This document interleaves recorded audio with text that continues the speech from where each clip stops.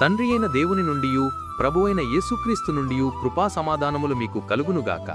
ఈరోజు దేవుడు తన పరిశుద్ధ గ్రంథములో నుండి మనకనుగ్రహించిన నేటి దేవుని వాగ్దానము మత్తయి సువార్త 4వ అధ్యాయము 4వ వచనం. మనుష్యుడు రొట్టె వలన మాత్రము కాదుగాని దేవుని నోట నుండి వచ్చు ప్రతి మాట వలనను జీవించును అని దేవుడు ఈరోజు మనతో మాట్లాడుతున్నాడు. నా ప్రియ క్రైస్తవ సహోదరీ సహోదరులారా, మనుషులు తమ జీవితంలో కొత్త కొత్త పరిస్థితులను ఎదుర్కొంటుంటారు.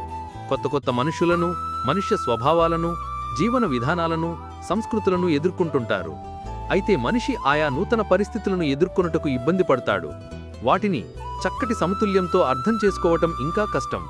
దేవుని వాక్యం మనిషికి ఎన్నో రకాల మనుషులను, వారి జీవన విధానాలను, పరిస్థితులను, విపత్తులను, ఆపదలను, ఆయా సందర్భానుసార మనుగడలను తెలియచేస్తుంది.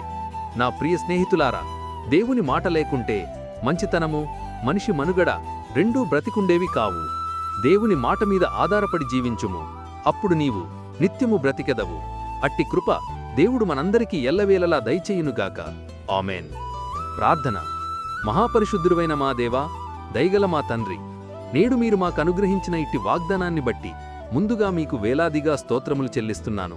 గడిచిన ఉదయకాలం మొదలుకొని నేటి ఈ ఉదయకాలం వరకు నీ కృపలో మమ్మను ఇంతవరకు కాచి కాపాడినందుకై, మమ్మను ఇంతవరకు సజీవుల లెక్కలో ఉంచినందుకై వేలాది స్తోత్రములు చెల్లిస్తున్నాను.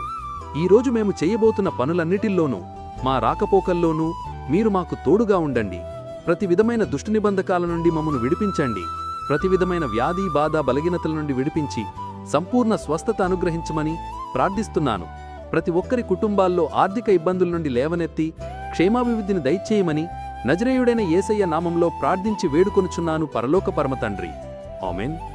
నా ప్రియ స్నేహితులారా, మీరు ఇంతవరకు మన ఛానల్ని సబ్స్క్రైబ్ చేసుకోనట్లయితే దయచేసి మన ఛానల్ని సబ్స్క్రైబ్ చేసుకోవలసినదిగా ప్రభు పేరిట మీ అందరికీ ప్రేమపూర్వకంగా మనవి చేస్తున్నాను.